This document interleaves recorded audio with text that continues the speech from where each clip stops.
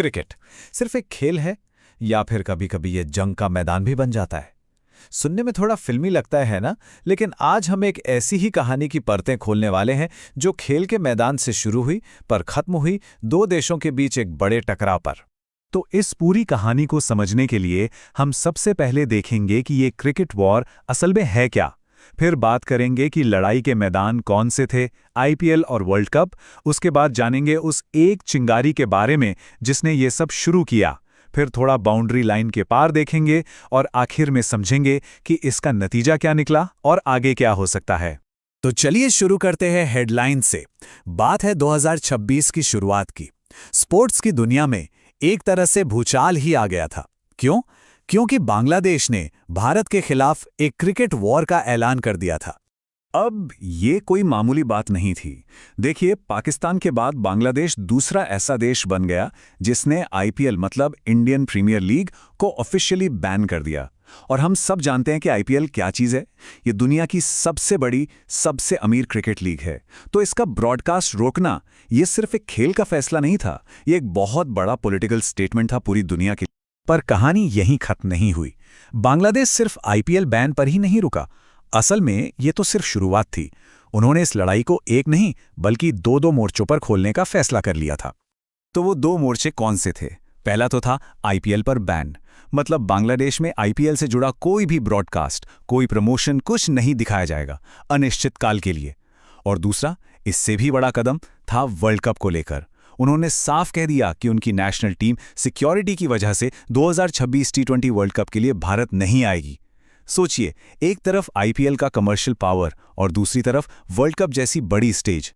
और देखिए, ये सिर्फ कोई हवाई धमकी नहीं थी।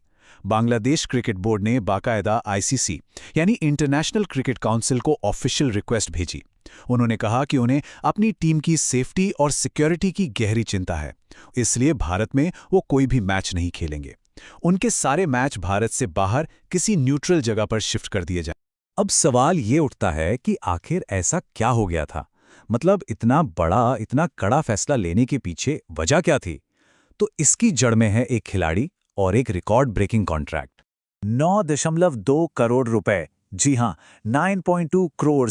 इतनी बड़ी रकम में कोलकाता नाइट राइडर्स यानी केकेआर ने बांग्लादेश के फास्ट बॉलर मुस्तफिजुर रहमान को खरीदा था।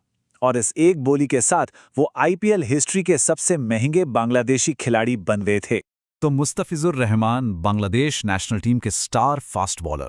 जब केकेआर ने उन्हें खरीदा तो पूरे बांग्लादेश में जैसे जश्न का माहौल बन गया। भाई, एक नेशनल हीरो के लिए ये बहुत बड़े सम्मान की बात थी। लेकिन ये खुशी ज्यादा दिन टिकने वाली नहीं थी।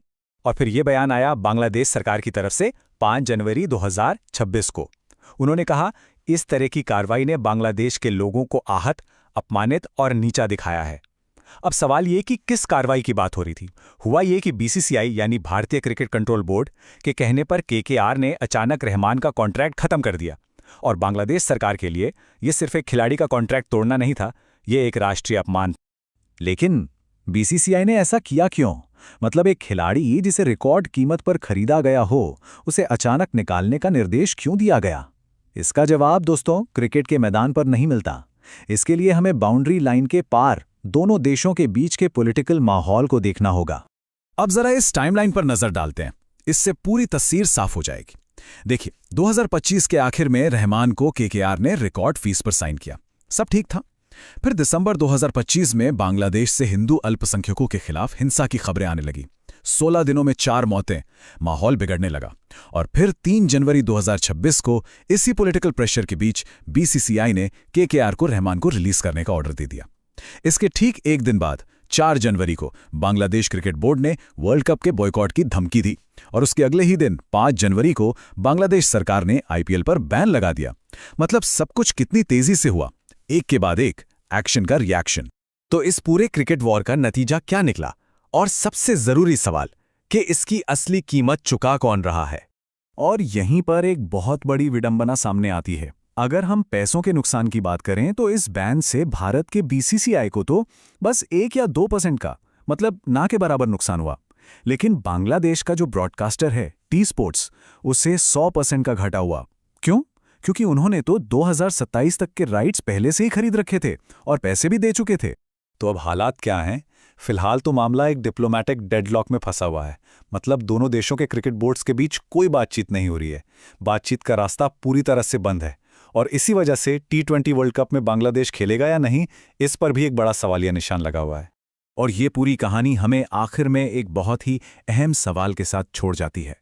जब खेल एक युद्ध का मैदान बन जाए तो असली विजेता कौन होता है? क्या इसमें वाकई कोई जीतता भी है